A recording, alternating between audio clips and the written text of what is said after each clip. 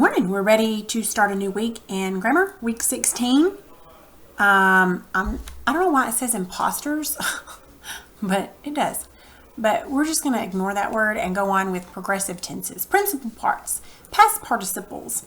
All right, so we're not even going to read this. There's no reason to. It's just underlined some verbs here, and these are all past tense verbs.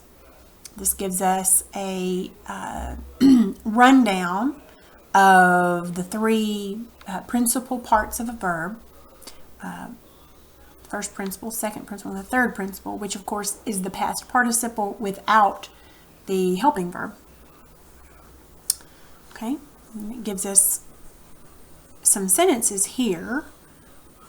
It says the past participle of a verb can act as a descriptive adjective. So take this word planned.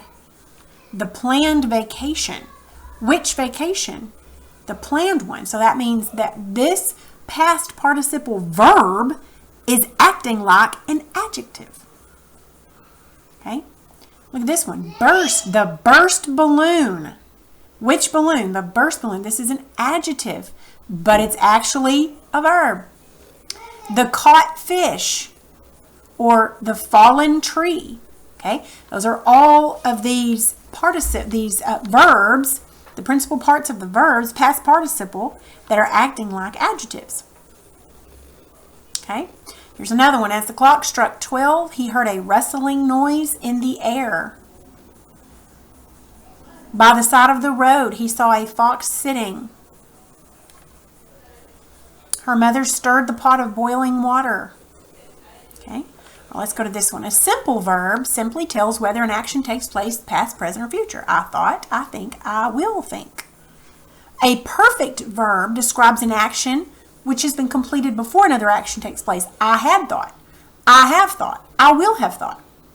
Progressive describes an ongoing or continuous action. That's the one that uses the ing because it's continuously. Here we have the first principal part, second principal part, third principal part, and the present participle. The present participle of a verb can act as a descriptive adjective. The burst balloon fit inside the honey jar, and here's how they've diagrammed this. Because inside is a preposition, so inside the honey jar is a prepositional phrase.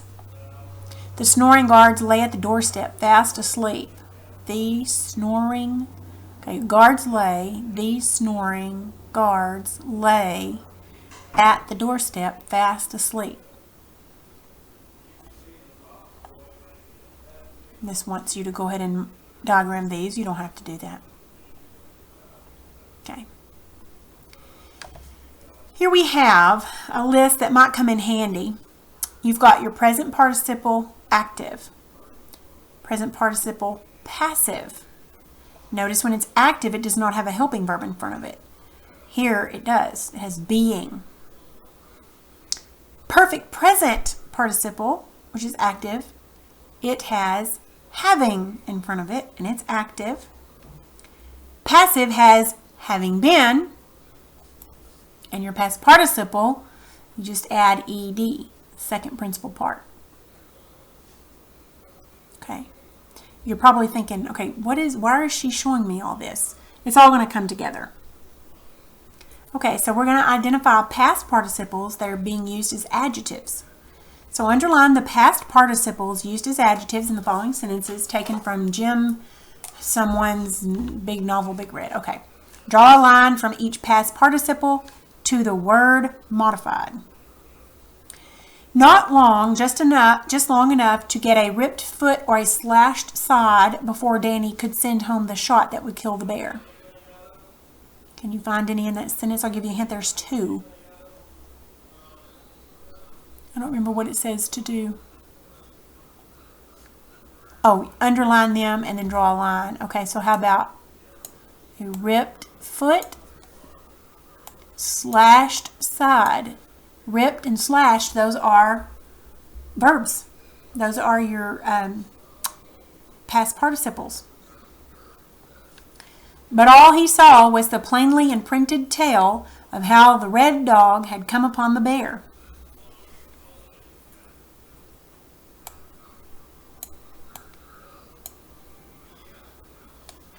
He found the bear's trail in the scuffed leaves there.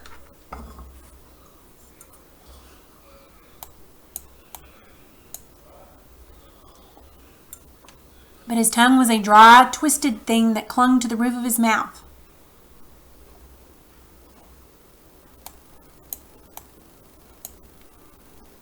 By a broken bramble, a bit of loosened shell, or an occasional paw print between the boulders, he worked out the direction that Old Majesty had taken.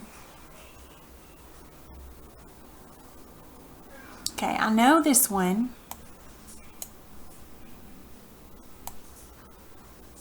He worked, see, I'm not even sure if that one would be correct. Yes. Okay, so worked is not, I was wrong. It's the other one. Loosened shell. Broken, yeah, because broken is past participle. So I need to erase this one, so it's not this one. Okay, so it'd be those. Loosened, broken, okay. All right, 61B, underline the present participles used as adjectives in the following sentences. Draw a line to each word modified. He had turned for the first time to face the pursuing dog. He had turned for the first time to face the pursuing dog. Present participle.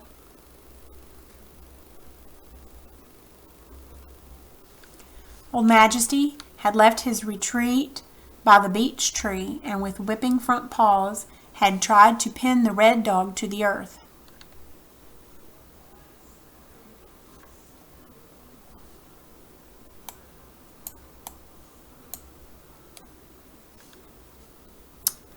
Old Majesty had climbed straight up the long sloping nose of a humpbacked ridge and had run along its top.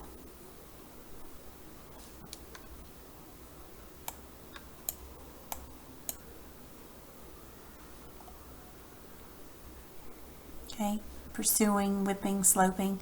These are your present participles. If you'll look back up here. Oh, sorry, wrong chart. Okay, your present participle.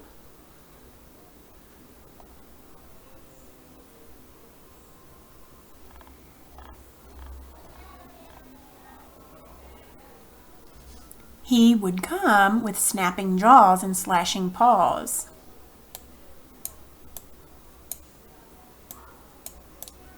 Okay, the reason that this is an actual lesson is because we're using words that are verbs, but they're not being used as verbs. They're being used as adjectives. Different parts of the verb.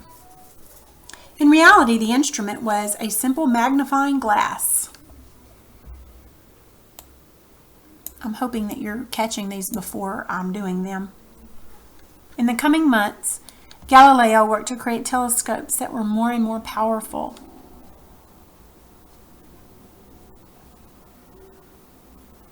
Believe that would be the coming months.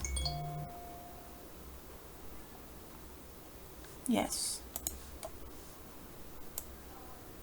Coming months. The telescope that Galileo created is known today as a refracting telescope.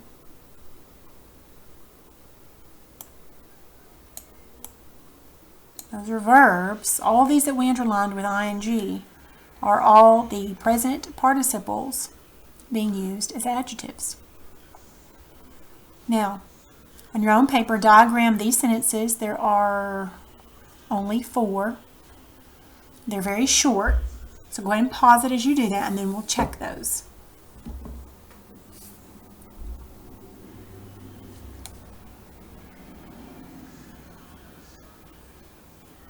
Okay, let's check 61C.